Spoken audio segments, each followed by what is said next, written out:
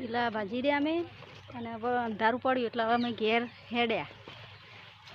ભાગી રહ્યા પેલા? હો ભાજી રહ્યા. આજે મુહૂર્ત કર્યું? આજે મુહૂર્ત કરી બપોર જેડ. બરોબર છે. તમને થાક લાગતો નહીં? અરે જોરદાર.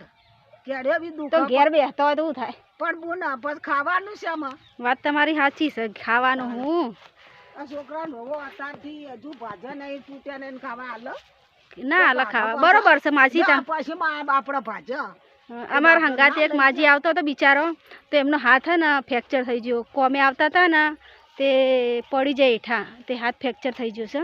તે હાલ એ દવાખાનામાં છે. તો હું જે દાડ એમની ખબર કાઢવા જાય ને એટલે પછી હું એમને બતાવીશ કે બિચારાને કેટલું બધું હાથે વાગ્યું છે. હાથનું આટકું ક્રેક થઈ ગયું. હવે ભગવાન માતાજી મુજકો એમને સારું થઈ જાય, સારી વાત છે બિચારાને. નહીં તો બહુ મસ્તન કોમ કરતા. હવે એક આ ડોશી છે અમારા વચ્ચે, તે હવે એરે આવે છે, ઉંમર લાયક થઈ જાય તો અમારા હંગાતી કોમે આવે છે. તો સારું કહેવાય કે ભગવાન જોડી હાથ પર ખાજા હોય તો બધી મજૂરી કરાય, એ વાત એ સાચી છે. કોઈ બેઠા બેઠા તા જમાનામાં કોઈ ખવડાવાય એવું છે નહીં. એટલે એમ કહે છે કે જે અત્યારે આયાને કોમ કર્યું સાચી વાત છે.